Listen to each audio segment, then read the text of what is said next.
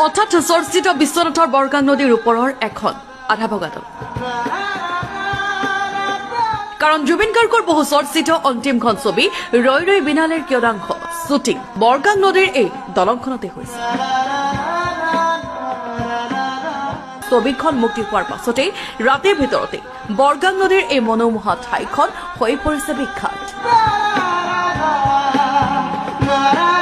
প্ৰাণ ভৰি ভাল পোৱা প্ৰিয় শিল্পীজনৰ স্মৃতি ৰোমন্থন কৰি এতিয়া এই ঠাইডোখৰলৈ আগমন ঘটিছে বহু জুবিন অনুৰাগী। হাৰ্টথ্ৰব জুবিনৰ অনুৰাগীয়ে দলংখনৰ প্ৰৱেশ পথত লভ জেটজি বুলি লিখি তোৰণ বনায়। হামিং ইন দ্য ৱৰ্ল্ড বুলি বেনাৰ লগাই প্ৰয়াত শিল্পীগৰাকীৰ প্ৰতি অকৃত্ৰিম ভাল পোৱা কৰিছে প্ৰকাশ।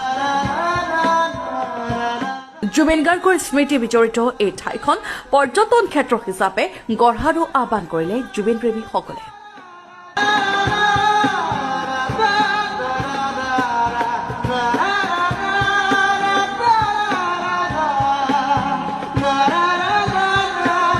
Bureau report Lakhimpur.